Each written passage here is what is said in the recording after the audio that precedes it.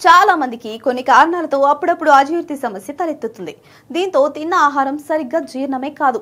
అయితే కొందరికి మాత్రం ఆహారం బాగానే జీర్ణమవుతుంది, కానీ ఆకలి అయితే వేయనే వేయదు. అయితే ఈ చిట్కాలను పాటిస్తే ఆకలి పెరుగుతుంది. అంతేకాకుండా మన జీర్ణక్రియకు కూడా చాలా మేలు జరుగుతుంది. శరీరంలోని వ్యర్థాలు కూడా బయటకు వెళ్తాయి. ఆకలి లేని వారు గ్లాస్ నీటిలో కొద్దిగా నిమ్మరసం, తేనె, ఉప్పు కలిపి తీసుకుంటే వెంటనే పరిష్కారం లభిస్తుంది. ఖర్జూరాల్లో అనేక పోషకాలు ఉంటాయి. ఇవి తక్షణమే మనకు శక్తిని అందిస్తాయి. ఆకలి లేని వారు 4-5 ఖర్జూరాలను తింటే ప్రయోజనం ఉంటుంది. నిత్యం ఖర్జూరాలు తినడం వల్ల ఆకలి బాగా అవుతుంది.